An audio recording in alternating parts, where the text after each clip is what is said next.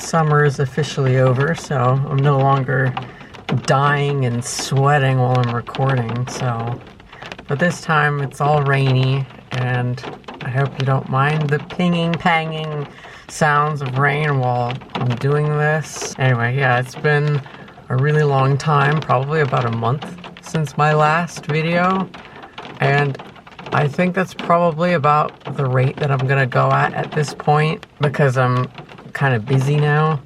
This video is going to be addressing the detrans male experience, which is something that no one really talks about. There's very rarely a detransitioned male who gets onto well, YouTube, for example, rarely gets on and talks about his story. And some of the ones that I have seen, or at least one in particular, I don't remember his name, he was bullied by, I guess, like, trans people being like, oh, you need to go back to being, you know, your female persona because you were cute then. And then I think because of that, he kind of stopped making videos, because it's relentless bullying, and I will be addressing like those types of things in this video. I'm also going to be addressing I'm gonna try to go as wide of a scope as possible on why detransitioned males don't really go public about their story, unlike detrans females who are far more likely to do it. And I'll also be addressing at the same time why detransitioned males have a higher rate of retransitioning back to being trans women. This video is going to be, well, I mean, aren't all my videos quite offensive, but in this case, it's going to be offensive to two particular groups. One of the groups is trans women or trans males, and the other one is going to be radical feminists or liberal feminists. I'm going to be addressing both parties, and I also want to preface this whole thing with not all trans people, not all trans women, not all radical feminists, not all liberal feminists commit these crimes that I'm going to address. So if you're like a radical feminist or a trans woman and don't offend easily, or you don't hold these opinions, or you've never done the actions that I'm going to address shortly, then that's cool, that's great. Keep up that energy, please. I made a short bullet point list of why detransitioned males don't get onto like Twitter, or they don't get onto YouTube, or they don't get onto Medium or something and start talking about their experiences, or they retransition. A few very important points are, number one, unlike detransitioned women, detransitioned males don't get swept up off their feet by radical feminists or gender critical people. Number two is detransitioned males are seen as a return to evil. You know, there's like this common narrative going around that if you're a cisgender heterosexual male, you're the most evil creature on the planet, but it's even worse if he's white. Number three is men in general do not band together and support each other. They don't come together into a support group. Unlike women, a lot of the time, they have the manosphere. That's probably the closest thing I can think of to a support group for men. The manosphere doesn't have that same incentive that radical feminists have toward women. Number four is, like, expanding further on that last point, men in general tend to look at other men as a hierarchy. So if you are an effeminate man, gay, bisexual, straight, doesn't matter, you are at the bottom of this hierarchy and receive little to no mercy. So again, it's just kind of playing off on, there's no real support groups because of that male hierarchy. And my last point is trans women or trans males feel that they have this right to be misandrist against detransitioned males. And I'm going to expand on all these points, and we're going to start with radical feminists and gender critical people, and as well as liberal feminists, that's in here too. And I will be mostly focusing on radical feminists. So, as many of you know, and especially if you're a radical feminist watching this, you definitely know that radical feminists and liberal feminists tend to really just want to take men by the throat and fucking murder them. Because they're so man-hating, and you are the source of all my problems because that's what penises do. It's like, that's the energy. And gender critical people also, they're kind of part of that bandwagon of many of these people, all of them alike, look at not only just like trans males, but also detransitioned males, and they'll just think like, oh, you're a sick pervert, you have autogynephilia, you're sick and disgusting, and you should just like die or whatever. And they'll say this regardless of whether or not these men have AGP. They'll just accuse them of it, because like that's the only thing that they can think of. Like, why else would you possibly want to transition? It has to be autogynephilia. And that's kind of like, no wonder why trans males are like, AGP doesn't exist, because you just throw it on them regardless of it being true. Anyway, I'm kind of going off topic there. And one of the main things when it comes to radical feminists, like a detransitioned male will get on to some kind of platform, whatever it may be, and that he'll be bullied off of them because of radical feminists, as I said, will be like, oh, you're just a pervert, get out of here, you're disgusting. Especially, like, it's a really sensitive topic, and not just like a societal, ooh, it's like controversial and like, ooh, you know, oh no.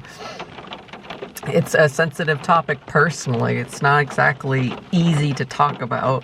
And so if like a detransitioned male wants to start talking about it, a Radfem will like come out of the woodwork and just start bullying him.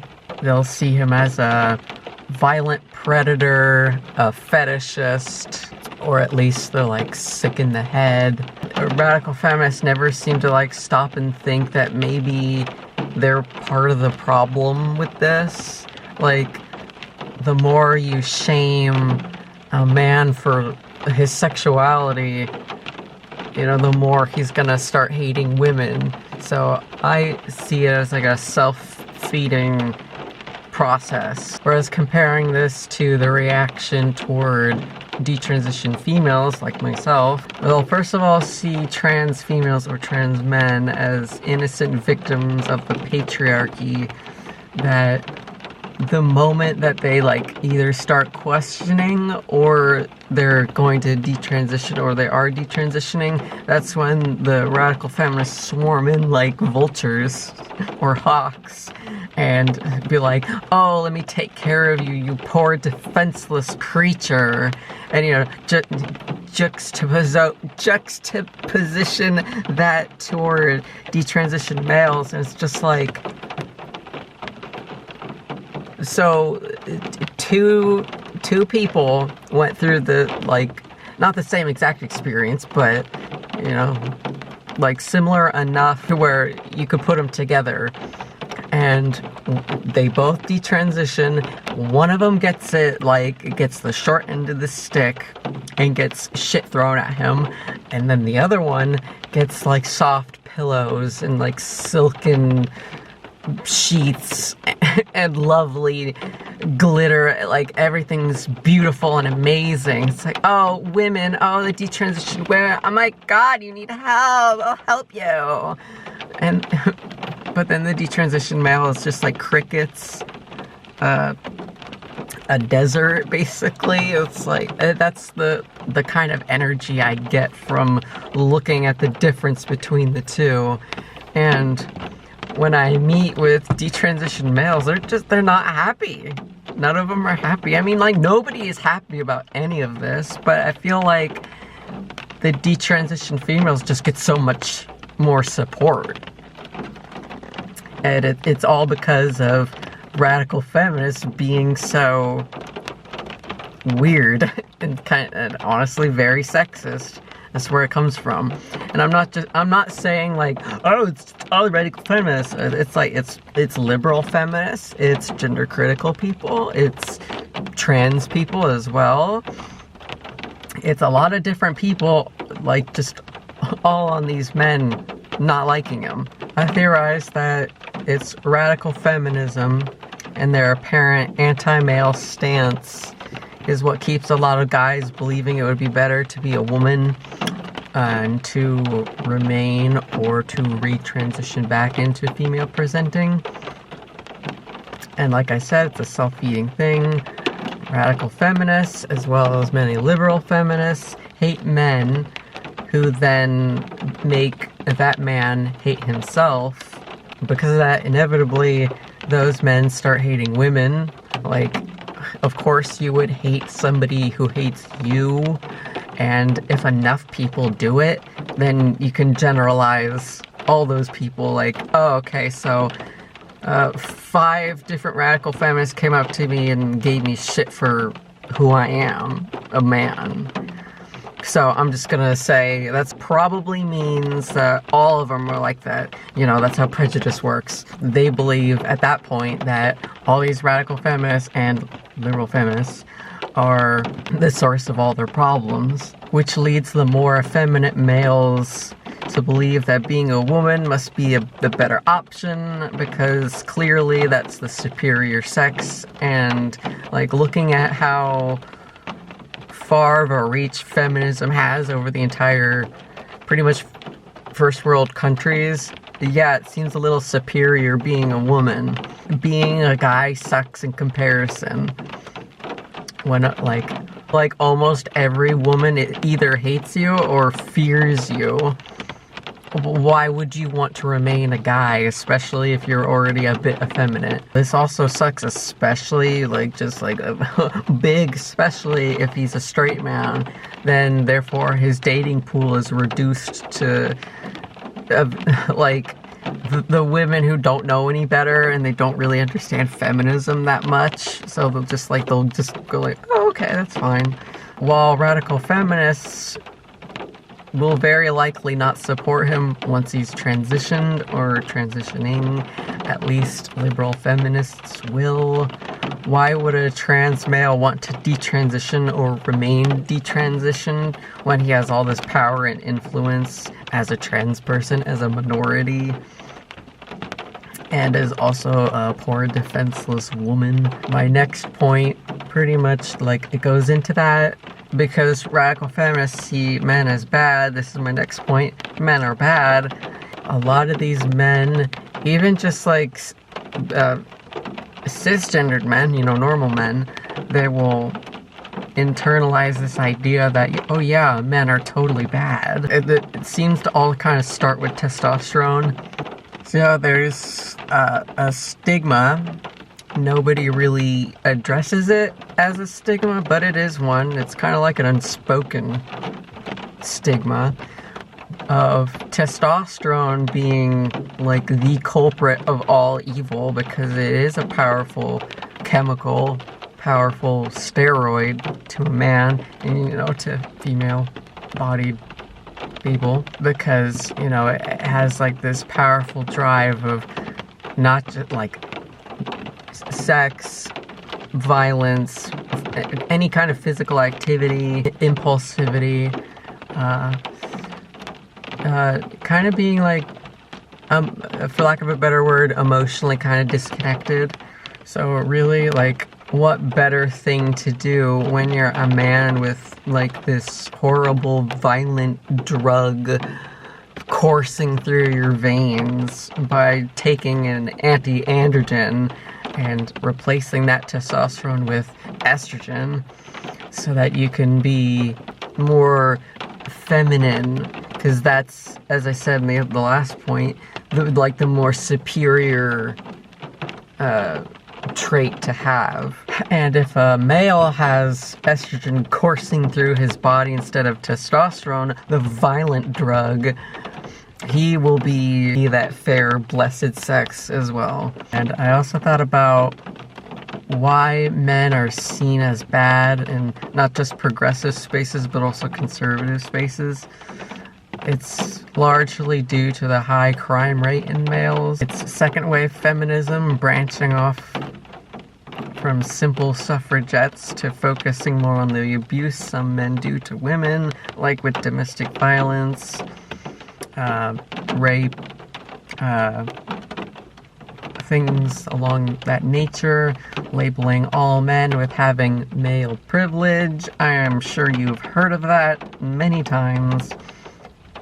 In conservative, especially Christian spaces, men are seen as bad because of their sinfully high libido.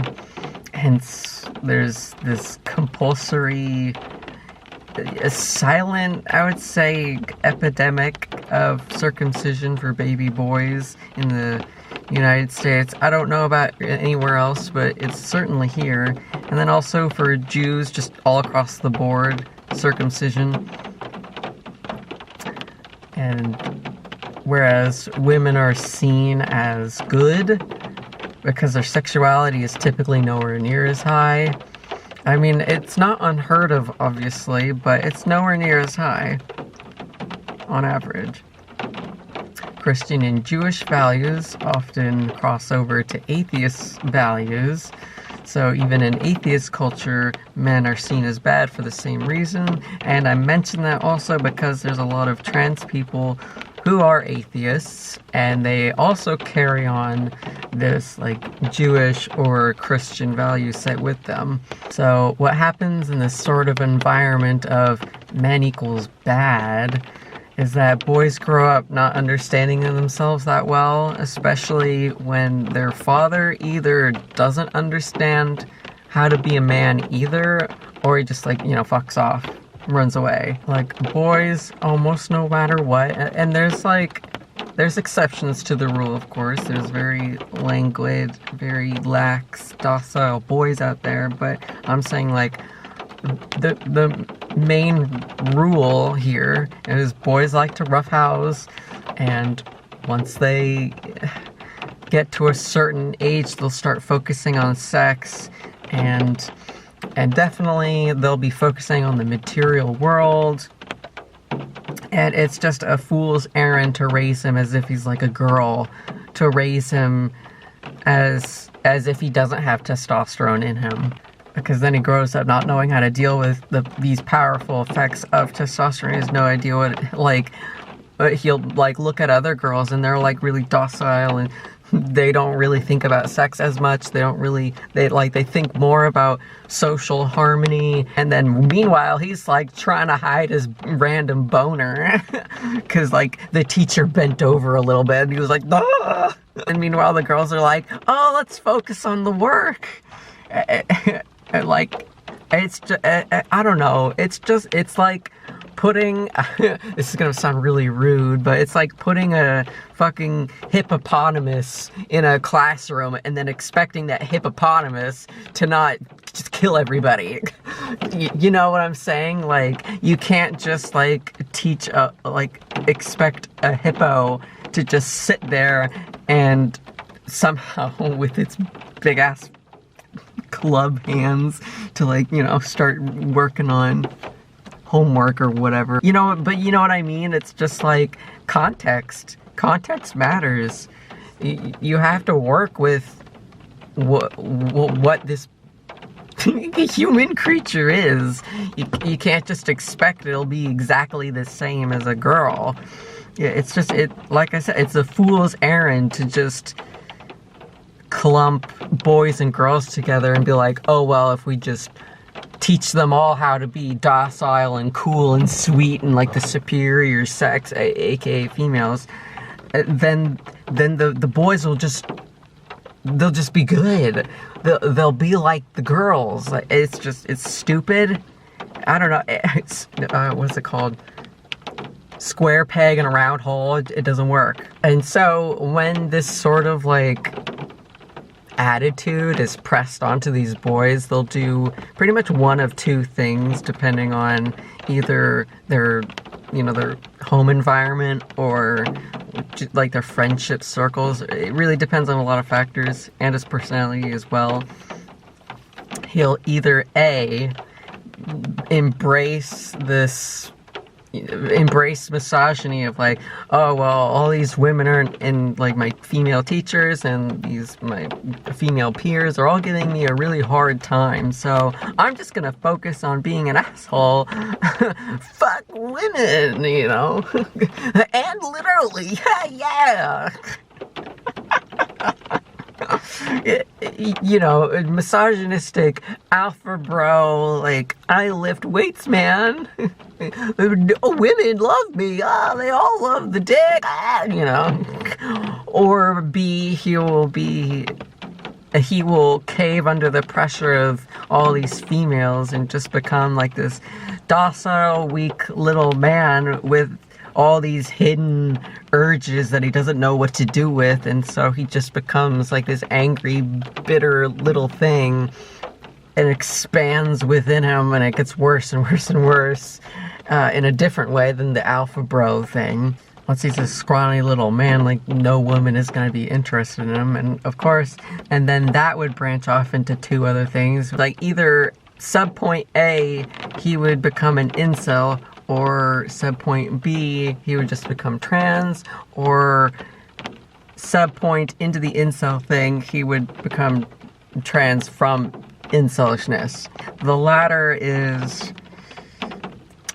would have two assailing parties after them, so like, the competitive alpha male bro is gonna be like, bullying him and be like, well, you gotta be more masculine, basically, like, oh, you're just a little wussy puss, things like of that nature, but like way worse. And the other side of it is all the females in his life are gonna be like, no, you gotta be more feminine because as you are, because you're a guy with male privilege and you have all this testosterone in you, therefore you need to become more feminine so it's less threatening to me.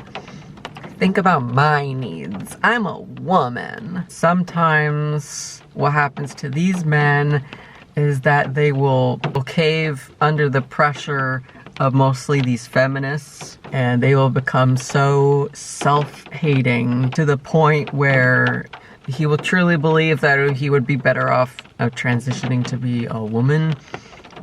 That way he can avoid both the alpha male bros and the feminists. And in fact, he might even just be fully embraced by the feminists, and he would prefer that, especially if he's like, I don't know, maybe he's like straight, and maybe he can get more women this way. And so once this guy transitions to be more female presenting, especially if he passes, or if everybody around him doesn't even know what trans is and they're just too stupid to see it, those alpha male bros, as I had mentioned before, they start laying off of him.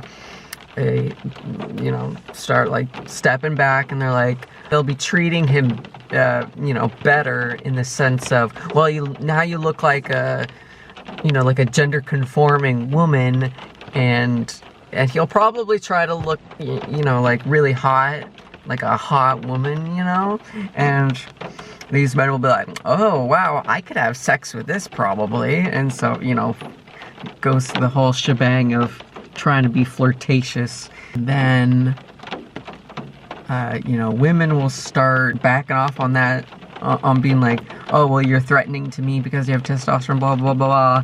And then they'll start seeing him as a less threatening person. Like, I'm pretty sure they do see him still as a man, but they'll think like, oh, well, he's harmless, so we're gonna treat him kind of like us. It doesn't really matter if these women actually see him as a woman. It's like they'll still treat him with some semblance of respect and lay off of him, and that's really the goal here. Oh, if this same guy decides to detransition, then all that pressure from before he transitioned comes back to him, but it'll be even worse because he might have had facial feminization surgery, or he had some kind of bottom surgery, or he got top, or he just was on hormones, and that like totally feminized him, you know, changed his appearance. And, you know, the women would come back to being like, oh, you're threatening, you have your male privilege again, this is spooky, I don't want you to be that anymore. At that point, the detransitioned male feels this really sharp need to signal to women, like, I'm not like these other men, I'm actually very, you know, sweet, gentle, you know, like, I'm not aggressive or sexually aggressive, I'm like none of these things, and there's that pressure to just be like, I'm not like other men. And not in like that quirky, I'm not like other girls kind of thing, but just like literally in a survival way, I'm not like other men, please accept me. And of course, if these women, if these feminists are like, nope, you're not fooling me, you're just a man with male privilege, get out of here, then of course he's just gonna go back and think, well, my life was way better when I was trans, so I'm just gonna go back to that. Fuck this. I'm not gonna do this. And I was raised docile, so I don't know how to fight it. Because of the intense effects of testosterone, some men, especially those with autogynephilia, or they could just have an intense fixation on like sex in general, straight or gay or bi, doesn't matter, any form that fills them with shame, they may fear going back to that state and desire to return to anti-androgens. Third point is male support groups. Men do not support each other in the same way women do. So while a detrans female might have a better time finding women that will support and uplift them, listen to them and be there for them, and like understand sort of like where they come from, and even if they don't understand it, they still support them anyway. Men are encouraged to be stoic by other men and are expected to find his own way to being a man or a well-rounded individual. Other men will say this is what's expected out of him. And, you know, I guess a small tangent, I agree with that, but I think all people should go their own way and start really like meditating with themselves and try to support themselves alone as well, because that's the only real person you can rely on is yourself. So I kind of get that, and I think women should be doing the same thing. You don't always need a support group. In fact, sometimes it's better to just be an individual rather than always going after a group. So this aim for like stoicism and individuality and getting to these conclusions by yourself, this is really hard on effeminate males who really need that sort of like feminine, I want to support you type thing. Because like, not all men and women can support themselves. Not all men and women can just do it alone. Men really can't be like vulnerable around other men, because otherwise that's seen as gay, or just like men often don't really know how to emotionally support their friends. So it's just like, it just kind of falls on deaf ears as well. Not even just like the emotional, I'm gonna like tell you about my feelings thing, but also men can't really be physically intimate with other men. And I don't mean sexually, I mean just like hugs. They can't really hug each other. They have to do it in a very specific bro hug way, where there's like as little touching each other as possible. And there's no cuddling like some women can do with each other. There's no closeness. So transition and retransition are therefore seen as seductive, because presenting female gives them that chance to be more physically intimate with other people, and again, not necessarily sexually, but just like platonically, which would make him feel overall less alone. detransitioning hurts so much for men because it's an incredibly vulnerable topic to discuss with anyone. So what ends up happening is he wants to fix the damage of anti-androgens and estrogen as quickly as he possibly can. If he grew, male breast tissue, then he's gonna try to get that out of him immediately. Or he's gonna like shave his head, he's gonna just do anything to reverse it as immediately as possible, and probably faster than detrans females, because at least detrans females can kind of like get away with like looking butch. Men cannot, because there's no support groups for detransitioned males, or really just men in general. Why would they go out on a limb like detrans females and talk about what happened to them?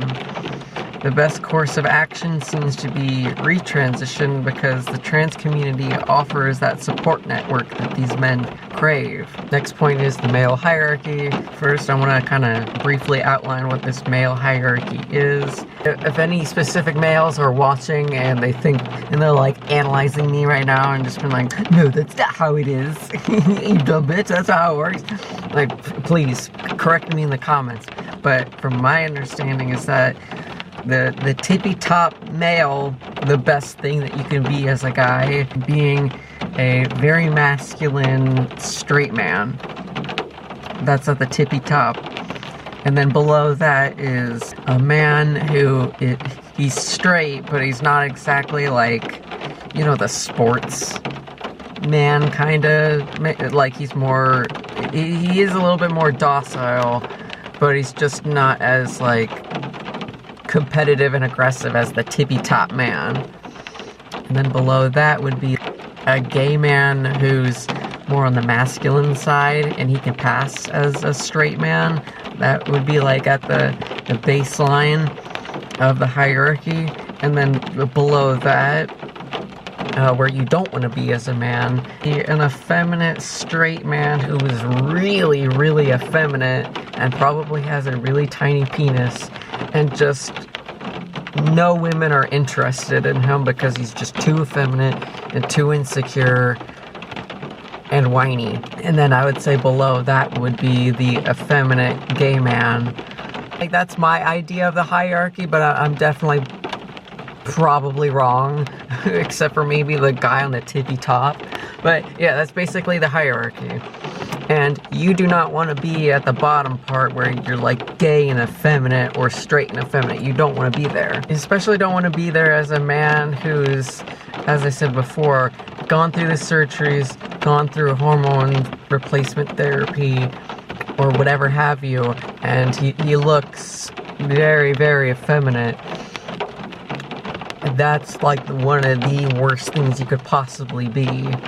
Another angle from the male hierarchies, involuntary celibates, which are incels for short. These men decide to transition based on the idea that low-value males, rated 1 through 5, via their decile scale, I think that's how you pronounce it, they self-perceive themselves as a man who has no chance of getting any sex in the dating scene. So therefore, he makes himself believe that he would have a way better chance at getting laid if he was just a woman. Because women, pretty much, no matter how ugly they are on the decile scale, even if they're a 1, they can likely get laid.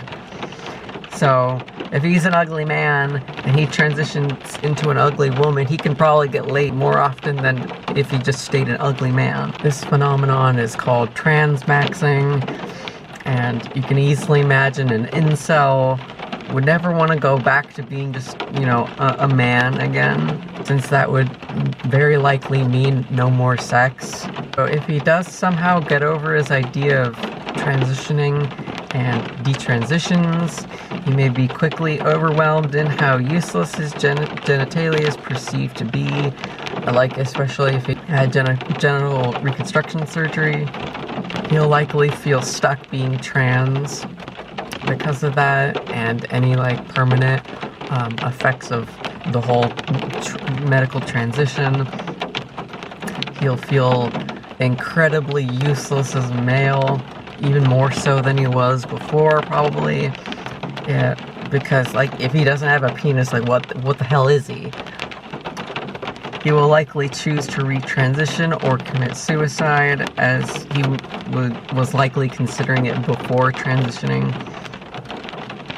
And that's part of the male hierarchy, because what better way to escape the male hierarchy than just to be a woman? You're out of it completely then. My last point is self-hating trans males. Like I was saying more toward the beginning, when a detrans male starts talking about his experience, no matter what platform he's on, trans males will come in and just fucking bully him relentlessly. This is because the trans males very, very likely can relate to pretty much his entire story. Like I would say, especially as a detransitioned male with autogynephilia, because likely the trans male also has autogynephilia, so they're just gonna hate it. Because of that, this would make the trans male go on the defensive, because that could potentially mean he could detransition as well. And there's just way too much on the line for him to detransition, which you can probably piece together from what I've said before as to why that's so threatening to him. When a person feels threatened, they tend to attack the person or subject in question that threatens them, even if there is no actual real threat. In the case with trans males, they project their insecurities onto the detransitioned male and try to drag them down to their level, often encourage him to retransition, so he, the trans male, can feel better about himself, about his own decisions of being trans. Furthermore, on self-hating trans males, they tend to be violently misandrous because of what testosterone does to them. As I said, men are bad point. And like that point, they've internalized this idea that men are bad so deeply that they can't stand men in general, themselves included. They would rather be man-hating feminists instead, because that is socially acceptable to be so, which, a little bit of a tangent, there's a subreddit called Female Dating Strategy, as well as 2X Chromosomes. That's just full to the brim of self-hating trans males going on and complaining about men. That's what it is. Tangent over. The effects of testosterone, emphasis on high libido, being seen as loathsome and by default predatory, they are so disgusting to them that they'd rather see a detransitioned male retransition as a projection of, like, my sexuality is dirty, you're like me, a man. Therefore, you need to go back onto estrogen and anti-androgens so you can stop being so evil. Therefore, in a way, I can stop being so evil. They also hold resentment toward men for the way they were treated pre-trans or pre-trans passing.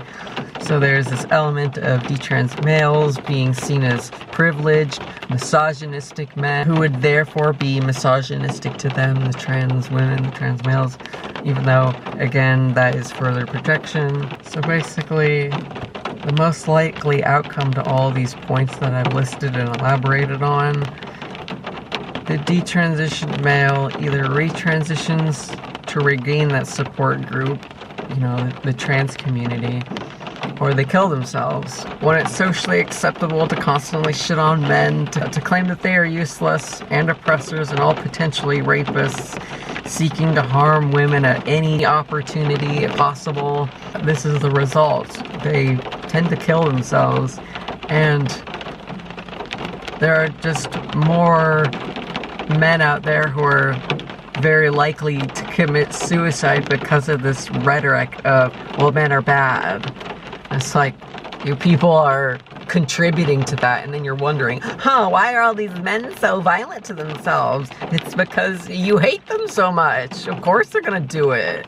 Men would rather identify out of manhood or die than suffer misandry. And like, how is that any different from a girl thinking she'd be heard and respected more if she just looked like a guy?